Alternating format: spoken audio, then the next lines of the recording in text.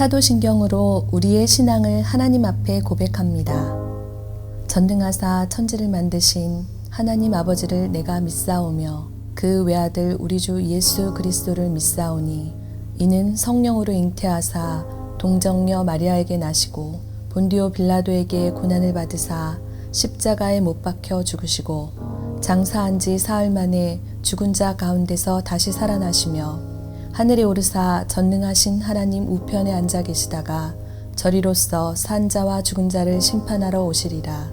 성령을 믿사오며 거룩한 공회와 성도가 서로 교통하는 것과 죄를 사하여 주시는 것과 몸이 다시 사는 것과 영원히 사는 것을 믿사옵나이다. 아멘.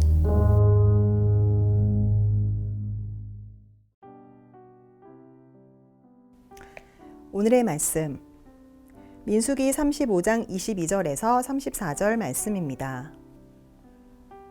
악의가 없이 우연히 사람을 밀치거나 기회를 엿봄이 없이 무엇을 던지거나 보지 못하고 사람을 죽일 만한 돌을 던져서 죽였을 때에 이는 악의도 없고 해하려 한 것도 아닌즉 회중이 친 자와 피를 보복하는 자 간에 이 규례대로 판결하여 피를 보복하는 자의 손에서 살인자를 건져내어 그가 피하였던 도피성으로 돌려보낼 것이요 그는 거룩한 기름 부음을 받은 대제사장이 죽기까지 거기 거주할 것이니라. 그러나 살인자가 어느 때든지 그 피하였던 도피성 지경 밖에 나가면 피를 보복하는 자가 도피성 지경 밖에서 그 살인자를 만나 죽일지라도 피 흘린 죄가 없나니 이는 살인자가 대제사장이 죽기까지 그 도피성에 머물러야 할 것임이라. 대제사장이 죽은 후에는 그 살인자가 자기 소유의 땅으로 돌아갈 수 있느니라. 이는 너희의 대대로 거주하는 곳에서 판결하는 규례라. 사람을 죽인 모든 자, 곧 살인한 자는 증인들의 말을 따라서 죽일 것이나 한 증인의 증거만 따라서 죽이지 말 것이요. 고의로 살인죄를 범한 살인자는 생명의 속전을 받지 말고 반드시 죽일 것이며 또 도피성에 피한 자는 대제사장이 죽기 전에는 속전을 받고 그의 땅으로 돌아가 거주하게 하지 말 것이니라. 너희는 너희가 거주하는 땅을 더럽히지 말라.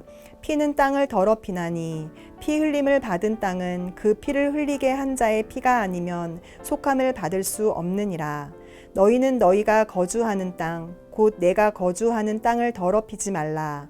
나 여호와는 이스라엘 자손 중에 있음이니라. 어제 본문에서 하나님은 이스라엘 모든 지파에게 레위 지파를 위한 성읍을 내어 놓을 것을 명령하십니다. 하지만 이것은 레위 지파 한 지파의 유익을 위함이 아니라 이스라엘 전체를 온전히 다스리기 위해서 주어지는 성읍일 뿐입니다. 즉 레위 지파는 다른 지파들로부터 받은 전국에 퍼진 48개의 성읍에서 주어진 종교적 행정적 사명을 감당해야만 했던 것입니다. 그런데 성경은 여기서 6개의 성읍을 구별하여 이 성읍들을 도피성이라고 이름 붙이며 아주 특별한 개념을 부과해 주시죠. 이름 그대로 도피하는 자들을 위해 마련된 성읍인데 여기서 도피하는 자는 부지 중에 살인한 자를 뜻하는 것입니다. 살인, 이것은 10계명에서도 6번째 계명에 해당되며 아주 중한 범죄에 속하게 됩니다. 살인의 거의 대부분은 죽음으로써 심판을 받게 되죠. 그런데 죽임을 당하지 않을 유일한 방법이 한 가지 있으니 그것은 그 살인에 고의성이 없다고 판결될 때에는 살인을 저질러도 죽임을 당하지 않을 수 있다라는 것입니다. 우리는 이것을 부지중이라고 부르죠. 깨닫지 못하는 중. 어떤 사고나 실수로 인한 살인들이 지금 우리가 살고 있는 시대에도 종종 일어나죠. TV나 뉴스 매체들에 보면 심심치 않게 들려옵니다. 때로는 그 살인이 참 고의성이 있고 계획적인 악한 범죄로 취급받을 때도 있지만 때로는 안타깝게도 실수로 인해 알지 못하는 여러 가지 상황 때문에 살인한 자가 때로는 억울해 보이는 심령을 가질 때도 있다라는 것입니다. 그럴 때에는 살인을 했다라는 이유 자체로 그를 무조건 죽이는 것은 그 자체가 부정해질 수도 있기 때문에 하나님은 억울한 사람을 한 사람도 만들지 않기 위해 도피성의 제도를 두고 계시다라는 것이죠. 물론 고의로 살인을 저지른 자에게 도피성은 결코 피난처가 될 수 없습니다. 도피성으로 도망간 사람은 반드시 재판을 받아야 했고 고의성이 없다라고 판결을 받은 자만이 도피성으로, 그리고 고의성이 있다고 판결받은 자는 죽임을 당할 뿐입니다. 그는 살인한 자니 그 살인자는 반드시 죽일 것이니라 하나님의 명령이었죠. 하나님은 결코 속일 수 있는 분이 아닙니다. 모든 죄는 심판대 앞에서 확연하게 드러나게 되죠. 그러니 죄는 무조건적으로 피해야 될 것임을 기억하는 저와 여러분, 죄의 삭은 사망이라는 성경적인 원리와 공식을 잊지 아니하는 저와 여러분이 되어야 될 줄로 믿습니다. 그러나 물론 부지중에 살인한 자 역시 부지중이기에 죽임을 면할 수 있을 뿐이지 자신이 저지른 행위에 대해 무조건적인 자유를 얻을 수 있다는 것은 아니었죠. 오늘 말씀 25절부터 28절까지의 말씀입니다. 함께 읽어볼까요? 피를 보복하는 자의 손에서 살인자를 건져내어 그가 피하였던 도피성으로 돌려보낼 것이요, 그는 거룩한 기름 부음을 받은 대지상이 죽기까지 거기 거주할 것이니라. 그러나 살인자가 어느 때든지 그 피하였던 도피성 지경 밖에 나가면 피를 보복하는 자가 도피성 지경 밖에서 그 살인자를 만나 죽일지라도 피 흘린 자가 죄가 없나니 이는 살인자가 대지상이 죽기까지 그 도피성에 머물러야 할 것임이라. 대지상이 죽은 후에는 그 살인자가 자기 소유의 땅으로 돌아갈 수 있느니라. 여기엔 두 가지 제약이 있다라는 것이에요. 첫 번째는 도피성을 결코 벗어날 수 없다라는 것이죠. 부지중에 살인을 저질렀어도 살인은 살인이죠.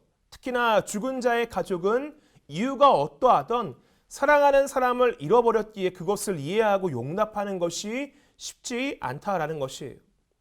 우리도 만약 고의는 아니지만 나에게 피해를 입힌 사람을 보게 된다면 어떻게 될까요? 아무런 생각도 나지 않을까요? 아니죠. 화가 나고 속이 상하고 그 사람이 꼴도 보기 싫을 수도 있습니다. 맞죠? 우리는 완전하지 않기에 모든 것을 포용하고 이해하는 것은 불가능하다라는 것이에요. 그래서 하나님은 피해자의 가족들이 부지중이라고 할지라도 살인자를 보지 않도록 그 살인한 자들을 도피성에 가두시는 거예요. 격리시키는 것이에요. 물론 도피성은 감옥은 아니었기에 그 안을 마음껏 돌아다닐 수도, 심지어 성 밖의 경계선인 목초지까지도 거닐 수 있었습니다. 하지만 도피성의 영역을, 경계를 벗어나면 죽임을 당할 수도 있었기에 그들은 반드시 도피성 안에, 그 경계선 안에 머물러야만 됐죠. 절대로 그 밖을 떠나서는 안 됐다라는 것이에요. 오직 도피성에 머물며 일상의 삶을 제한당한 채 주어진 시간 속에 자신이 죽인 자에 대한 그 마음을 함께 애통하며 죽은 자의 가족들을 향한 예의를 온전히 행해야만 됐다라는 것이에요. 이것이 첫 번째 제도고요.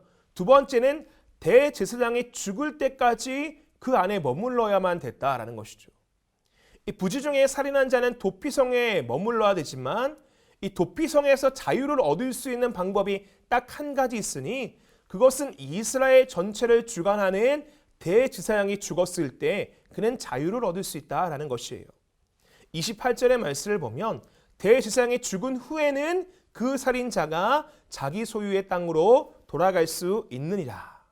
그럼 왜 하필 대제사장이 죽었을 때를 기준할까요?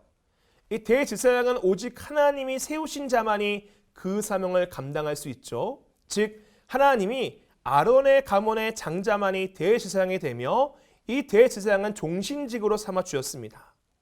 그렇게 대제사장은 하나님의 대리자로서의 사명을 감당하게 되었어요. 특히나 1년에 한 번 대속죄일은 대제사장의 목숨을 걸고 드리는 제사인 만큼 대제사장에 주어진 사명의 무게는 어마어마했다라는 것이에요. 그런데 그런 대제사장이 죽게 되었다. 이 말은 하나님이 세우신 자가 죽고 하나님이 새롭게 세우시는 자가 세워진다. 이것은 한 시대가 끝이 나고 한 시대가 새롭게 시작됨을 의미하는 것입니다. 그러므로 이전 시대, 이전 세대의 살인으로 말미암아 주어진 형벌의 책임은 전대 대제사장의 죽음으로 말미암아 해소되고 속죄되기에 도피성에 머물렀던 살인자들은 대제사장의 죽음과 동시에 자유를 얻게 된다라는 것이에요. 하지만 문제는 그날이 언제 올 줄 압니까? 모릅니까? 알지 못하다라는 것이죠. 이처럼 부지중이지만 살인을 저지른 자는 당장의 죽음은 면하게 되지만 살인 자체가 주는 부정으로 인해 정말 힘겨운 시간을 보내야만 됐습니다. 가족들과 떨어져 자신의 삶을 포기한 채 언제 끝날지도 모르는 도피성의 생활을 지속해야 되게 했다라는 것이죠. 하지만 이것은 도피성의 제도였기에 힘들지만 그들이 마땅히 따라야 될 제도이기도 했습니다. 오늘 말씀을 정리해보죠. 오늘 말씀은 도피성의 제도에 대해 우리에게 알려주고 있습니다. 이 도피성의 제도 간단해 보이지만 간단하지 않죠. 따른다라는 것은 결코 쉬운 일이 아니었습니다. 부지중이라 할지라도 가해를 저지른 자도 그리고 피해를 입은 자도 모두가 괴로운 시간을 보내야만 됐다라는 것이에요. 그렇게 절대로 우리에게는 이러한 악한 일이 일어나서는 안 될 줄로 믿습니다. 이에 우리는 오늘 하루 감사하며 기억해야 돼요. 하나님, 이제까지 우리의 삶을 지키시고 보호하심에 감사드립니다. 또한 오늘 우리는 이 새벽에 기도하고 기억해야 됩니다. 하나님, 우리에게는 이러한 갑작스러운 어려움이 오지 않게 하여 주시옵소서. 가해도 피해도 부지중이라도 죄를 짓지 않게 하여 주시고 고난당하지 않게 나의 삶을 돌보아 주시옵소서. 하루하루 살아가는 것이 당연한 것이 아니죠. 하루하루 살아가는 것이 하나님의 은혜임을 우리는 늘 기억하며 우리의 삶 가운데 가해던 피해던 이제까지 일어나지 않음에 감사하고 앞으로도 일어나지 않도록 하나님의 은혜를 구하며 오늘 하루도 주님께 붙들린 삶을 살아가도록 애를 쓰는 저와 여러분 되시기를 주님의 이름으로 축원드립니다. 기도하겠습니다. 하나님, 사랑과 은혜를 베풀어 주사 지금까지 우리의 삶을 지키시고 인도해 주심에 감사드립니다. 우리의 삶 가운데 오늘 말씀과 같이 끔찍한 일이 부지중이라도 일어나지 않도록 우리의 삶을 지켜 보호하여 주시옵시고 앞으로도 하나님의 은혜 가운데 살아 늘 하나님의 평안과 평강을 누릴 수 있는 우리 모든 믿음의 성도들 다 되게 하여 주시옵소서.